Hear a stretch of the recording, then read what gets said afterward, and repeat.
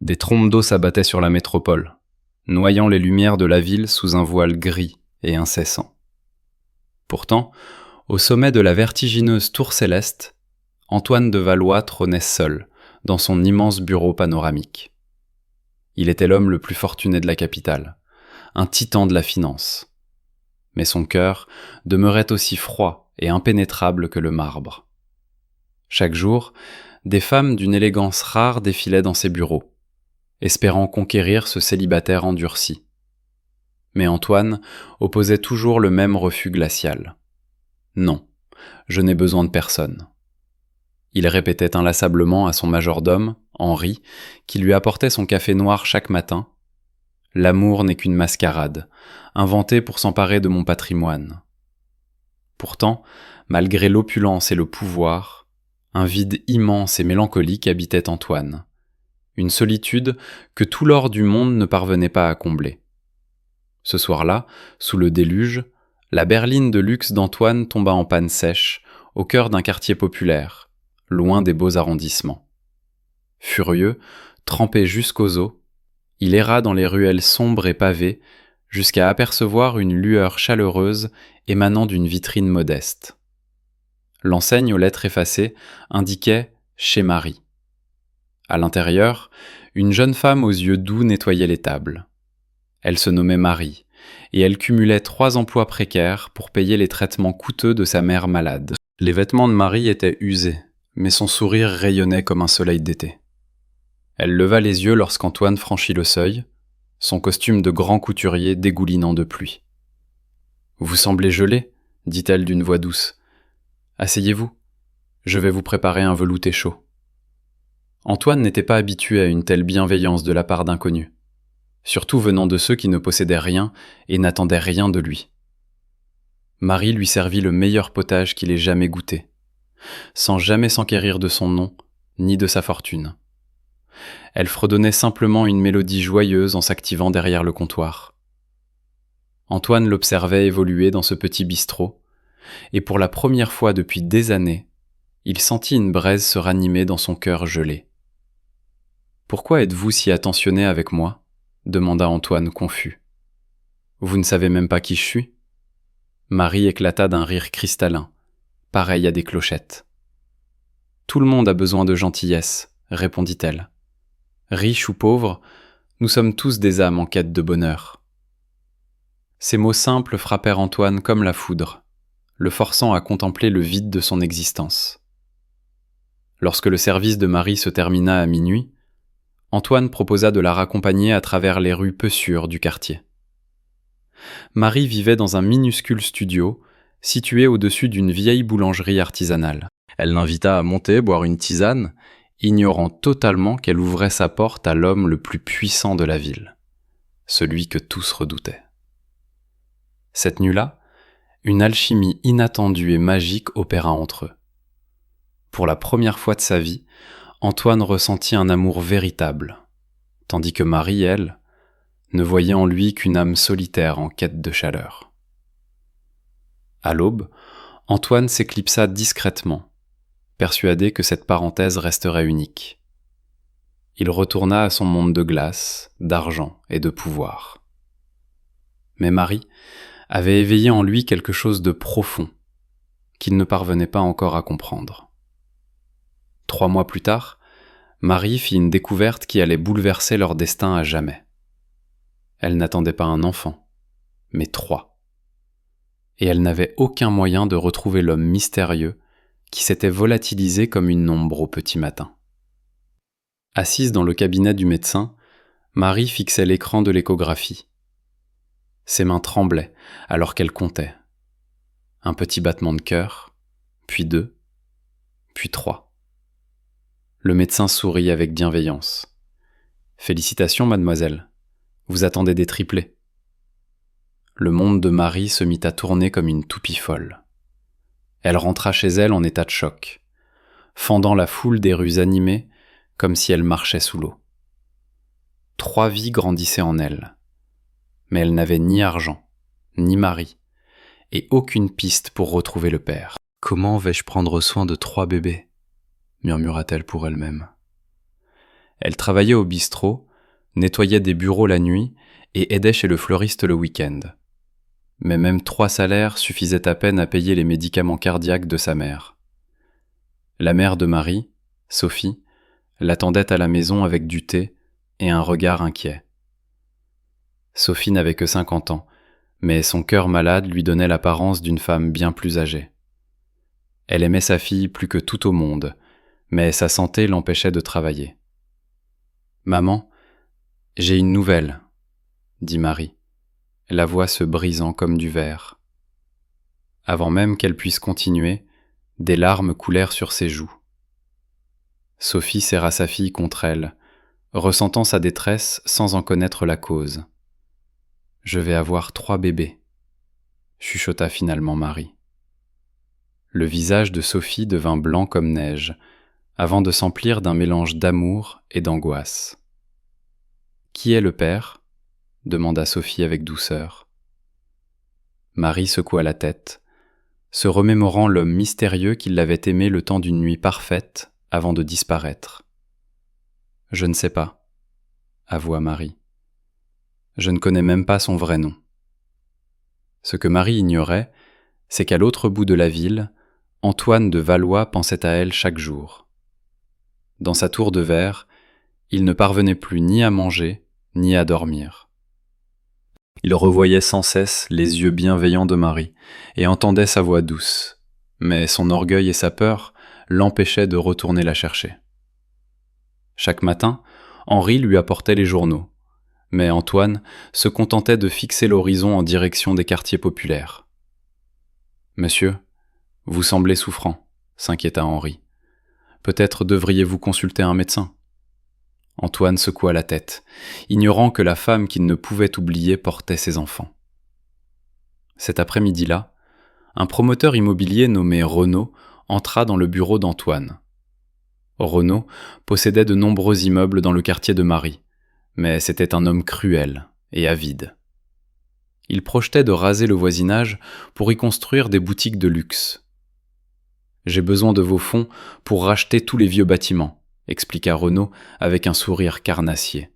« Nous forcerons ces pauvres gens à partir et nous deviendrons encore plus riches. » Antoine sentit un haut le cœur à l'idée de détruire l'endroit où il avait trouvé l'amour.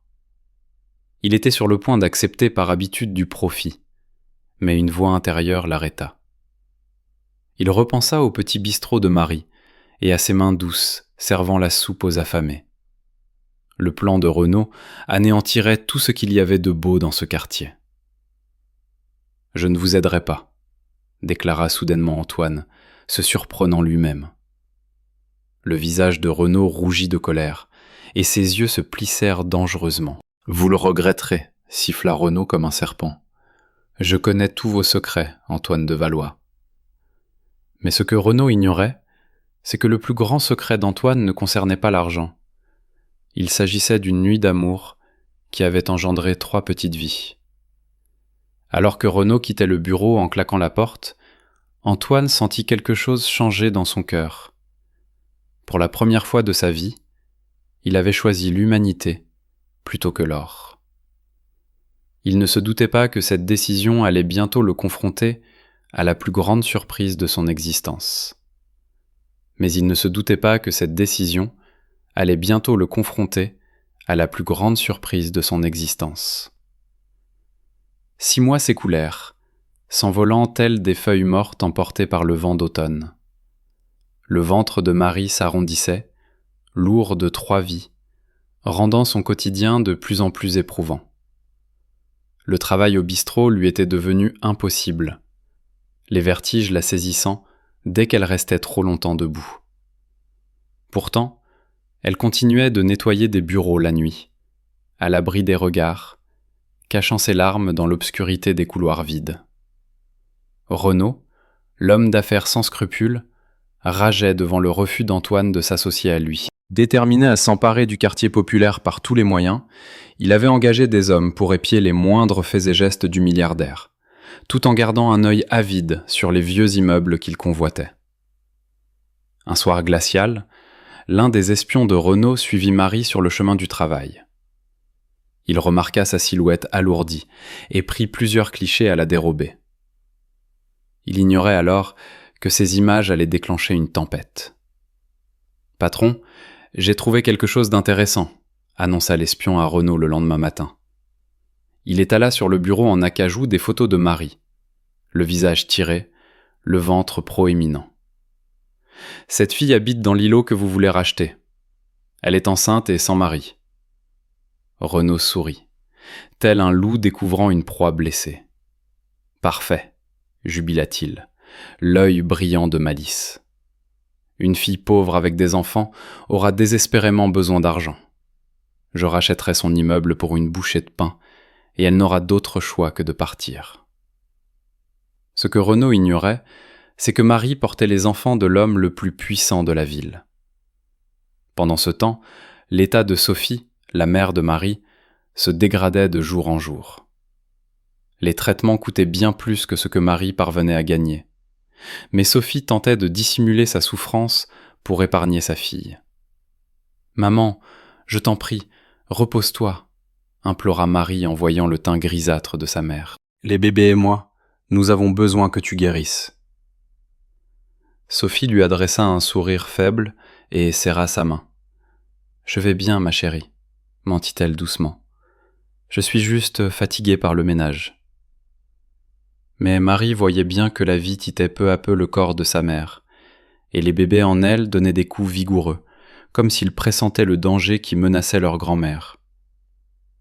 Cette même nuit, Antoine restait tard à son bureau, parcourant distraitement la presse locale. Son regard s'arrêta sur un entrefilet mentionnant la vente probable de plusieurs commerces dans le quartier de Marie. Son cœur bondit dans sa poitrine.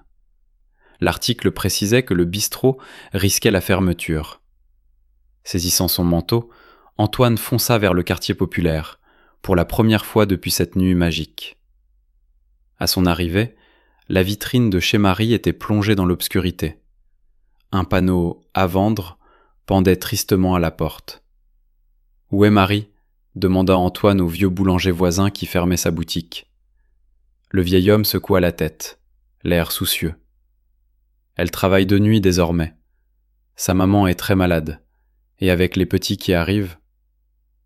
Il s'interrompit brusquement en détaillant le costume hors de prix d'Antoine, craignant d'en avoir trop dit à un riche étranger. Le cœur d'Antoine se brisa en 1000 éclats. Marie était enceinte. Il ignorait qu'il s'agissait de triplés, et plus encore, qu'ils étaient de lui. Suivant les indications du boulanger, Antoine se rendit jusqu'à l'immeuble de bureau où Marie faisait le ménage. Dissimulé dans l'ombre, il l'observa à travers la vitre du rez-de-chaussée. Il vit son corps transformé par la grossesse se mouvoir avec lenteur alors qu'elle essuyait les tables et vidait les corbeilles. « Elle est si belle », murmura Antoine pour lui-même. « Mais elle semble si épuisée, si triste. » Soudain, sous ses yeux, Marie lâcha son chiffon et se plia en deux, portant les mains à son ventre. Elle tomba à genoux, le visage baigné de larmes. Les bébés bougeaient violemment, et la douleur se mêlait à une terreur profonde de se retrouver seul. Antoine eut l'impulsion de courir vers elle, mais la peur qu'elle le rejette le cloua sur place. C'est alors que l'espion de Renaud surgit de l'obscurité, l'objectif braqué sur la détresse de la jeune femme. Antoine perçut l'éclat du flash et comprit immédiatement — quelqu'un surveillait Marie. L'espion disparut dans la nuit avant qu'Antoine ne puisse réagir, lui laissant un sentiment funeste. Marie était traquée, elle était en danger. Antoine prit une décision qui allait tout changer. Il découvrirait qui menaçait la femme qu'il aimait. Mais alors qu'il rentrait chez lui, élaborant des plans pour la protéger, il ne se doutait pas que, dès le lendemain, Renaud utiliserait ces clichés pour tendre un piège machévelique et exposer le plus grand secret de tous. Marie portait les héritiers d'Antoine de Valois. Le lendemain matin, Renaud trônait dans son bureau tel une araignée au centre de sa toile. Sur son bureau, il avait étalé les photos de Marie en pleurs, mais aussi une arme bien plus redoutable. des clichés d'Antoine quittant l'immeuble de Marie au petit matin, 6 mois plus tôt. Maintenant, je les tiens tous les deux, ricana Renaud. L'homme le plus riche de la ville et une pauvre fille enceinte. Cela fera de moi le maître absolu de cette ville. Peu lui importait que son plan détruise 2 vies innocentes. Il contacta une connaissance influente au sein du plus grand quotidien national. Le journal raffolait des scandales éclaboussant la haute société. « J'ai des photos qui vont faire trembler le pays », annonça Renaud. Antoine de Valois, l'homme qui prétend mépriser les femmes, a mis une pauvre fille enceinte avant de l'abandonner sans un sou. Les yeux du rédacteur s'illuminèrent comme des décorations de Noël à la perspective des ventes records. Pendant ce temps, à l'hôpital, Marie veillait au chevet de sa mère. Sophie s'était effondrée au petit matin. Son cœur était à bout de force. Marie tenait la main fragile de sa mère, terrifiée à l'idée de perdre la seule personne qu'il aimait inconditionnellement. « Ne t'inquiète pas pour moi, » souffla Sophie. « Prends soin de ces bébés. Ils seront exceptionnels. » Les paupières de Sophie s'alourdiraient. Marie sentait la vie lui glisser entre les doigts comme du sable fin. « Maman, reste avec moi, je t'en prie, » sanglota Marie. « Je ne sais pas comment être mère sans toi. » Sophie esquissa un dernier sourire, d'une beauté déchirante, et pressa une ultime fois la main de sa fille. Puis tout s'arrêta. Au même instant, de l'autre côté de la ville, Henri fit irruption dans le bureau d'Antoine, le visage décomposé, un journal tremblant entre ses mains. « Monsieur, vous devez voir ça. C'est à la une de toute la presse. » Antoine blêmit en découvrant le titre incendiaire. « Les bébés secrets du milliardaire. Il abandonne sa maîtresse enceinte dans la misère. » Les photos étaient accablantes. On y voyait Antoine sortant de chez Marie à l'aube, juxtaposé à l'image de la jeune femme enceinte, seule et désespérée. L'article affirmait qu'Antoine de Valois avait profité de la naïveté d'une jeune femme pauvre pour ensuite la laisser élever ses enfants dans le dénuement. Le téléphone d'Antoine se mit à sonner sans discontinuer. Journalistes, actionnaires furieux, public indigné, tous exigeaient des réponses. Mais Antoine restait figé, les yeux rivés sur la photo de Marie, réalisant l'ampleur de sa souffrance et sa propre responsabilité. « Est-ce vrai, monsieur ?» demanda Henri d'une voix blanche. « Sont-ce vos enfants ?» Antoine fut incapable de répondre, la gorge nouée par la culpabilité. À l'hôpital, l'agitation gagnait les couloirs. Des infirmières chuchotaient en montrant le journal à Marie, encore sous le choc du décès de sa mère. Elle regarda les photos, reconnaissant l'homme mystérieux de cette nuit parfaite. « C'est Antoine de Valois, l'un des hommes les plus riches du monde, » murmura une aide-soignante. « C'est le père de vos enfants. » La chambre se mit à tournoyer autour de Marie. Tout prenait sens. Son costume raffiné, sa mélancolie, ce décalage avec son monde à elle. L'homme qu'elle avait aimé n'était pas une âme en peine, mais le célèbre Antoine de Valois.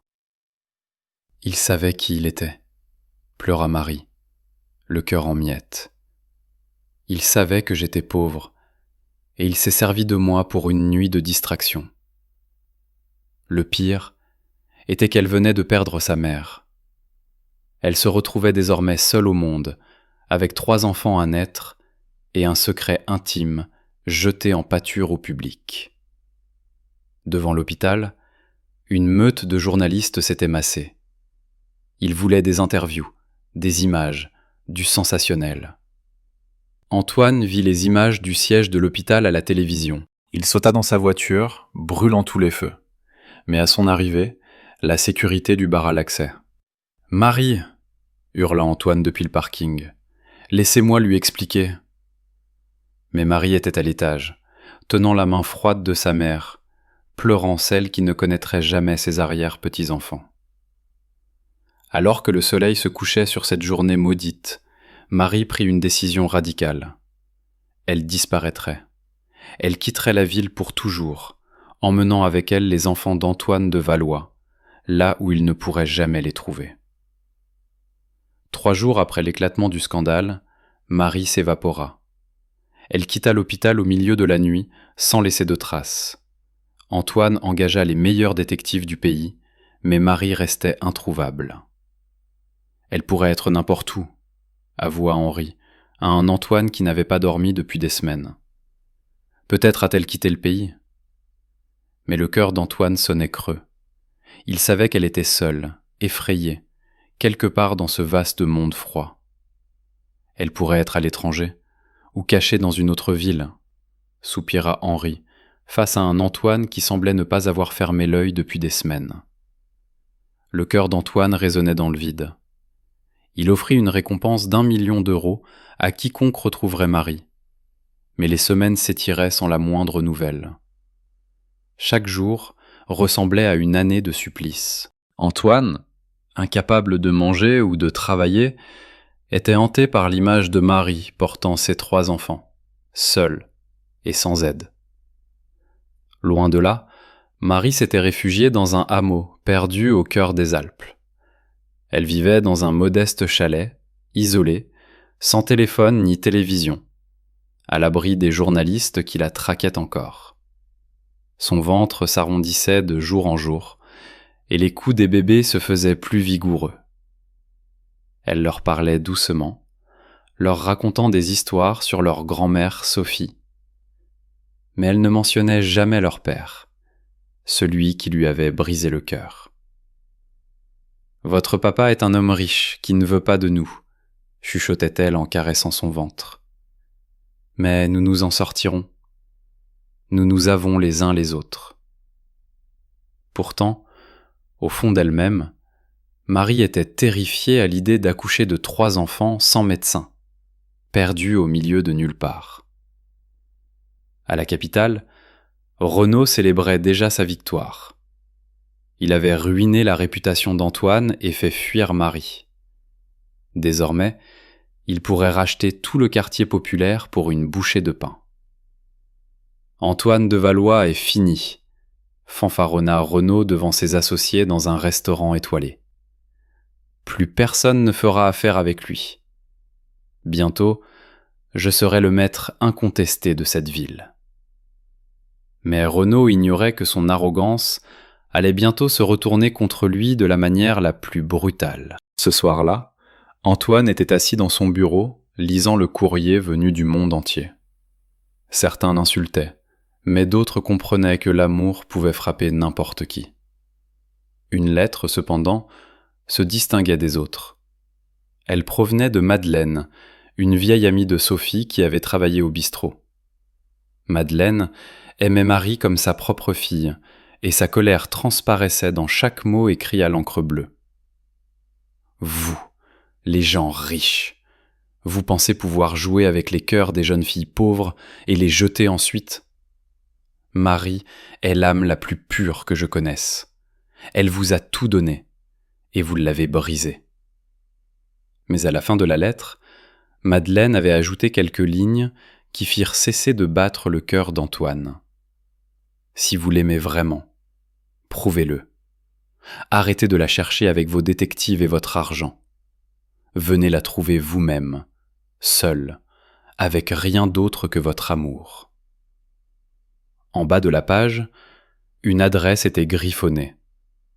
Un petit village de montagne où Madeleine avait grandi.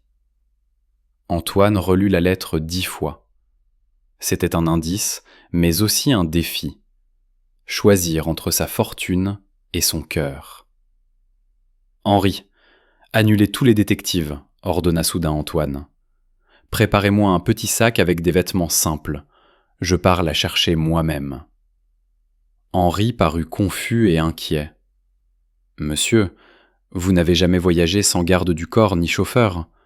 Comment survivrez-vous seul dans les montagnes ?» Mais le choix d'Antoine était fait. Il retrouverait Marie comme il l'avait trouvée la première fois, en homme simple, pas en milliardaire. Il prit le volant de sa voiture la plus modeste, laissant derrière lui ses cartes de crédit et ses costumes sur mesure.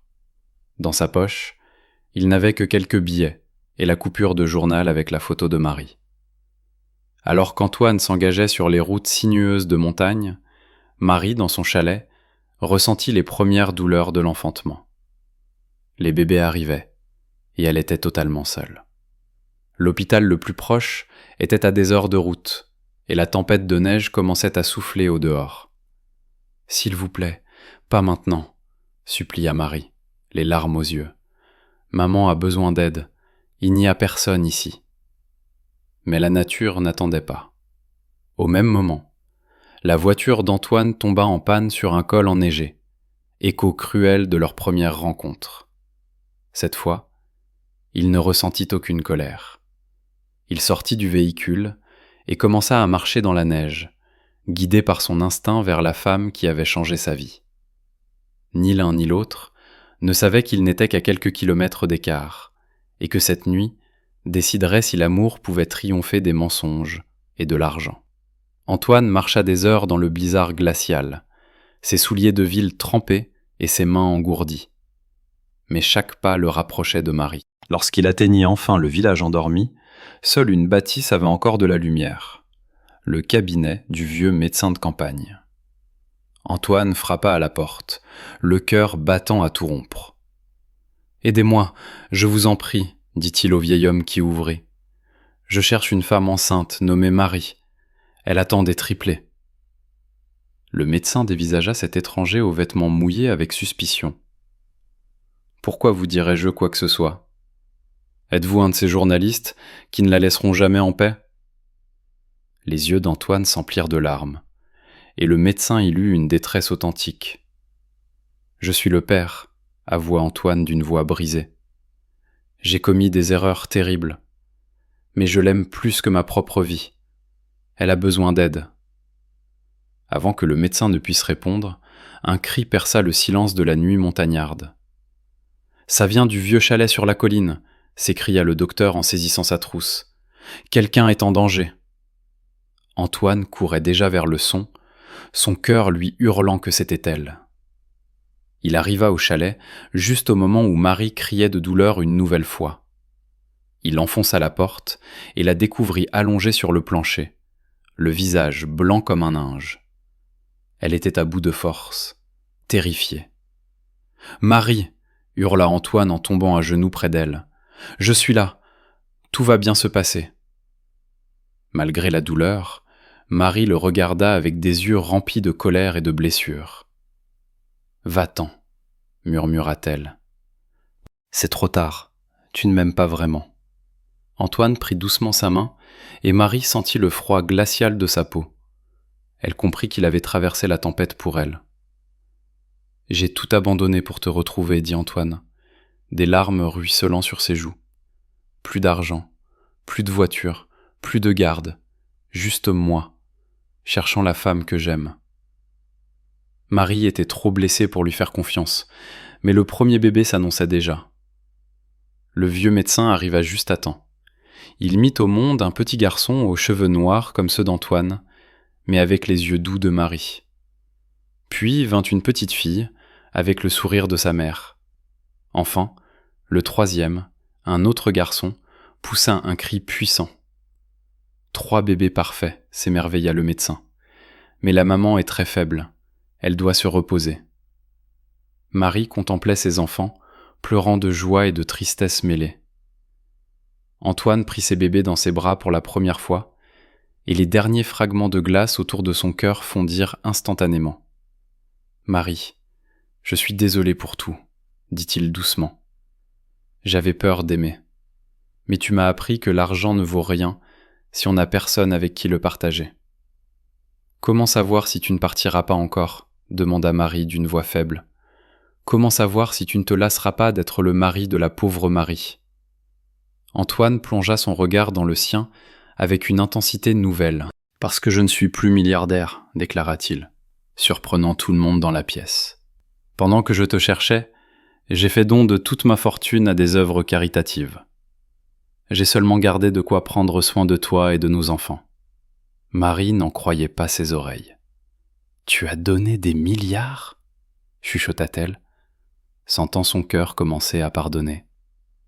L'argent n'achète pas l'amour, répondit Antoine.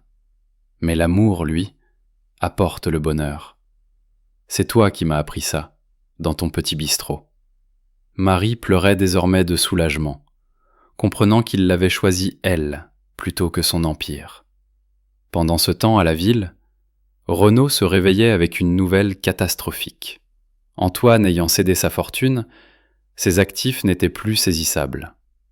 Le plan de Renaud s'effondrait comme un château de cartes. « Il s'est détruit pour la sauver !» hurla Renaud de rage. « Et maintenant, je n'ai plus rien !» Son avidité l'avait perdu. Il avait tout misé sur la destruction de deux êtres qui s'aimaient, et il se retrouvait seul face à sa ruine. 6 mois plus tard, Antoine et Marie se marièrent dans ce même village de montagne où leurs enfants étaient nés. Marie portait la robe simple de sa grand-mère, mais elle était plus éblouissante qu'une princesse. Antoine ouvrit une petite auberge au village, baptisée « Aux 3 petits cœurs ». Il était au fourneau, tandis que Marie servait les clients avec son sourire lumineux. Ils n'avaient plus de fortune, mais ils étaient riches d'un amour inestimable. Chaque soir, Antoine et Marie bordaient leurs 3 enfants et leur racontaient comment l'amour avait triomphé de l'argent, des mensonges et de la cruauté du monde. Ces enfants grandiraient en sachant que la force la plus puissante n'est ni la gloire ni l'or, mais un cœur assez courageux pour aimer. Et loin de là, dans la grande ville, on racontait encore la légende du milliardaire qui avait tout donné par amour, prouvant que parfois, celui qui possède le moins est en réalité le plus riche de tous.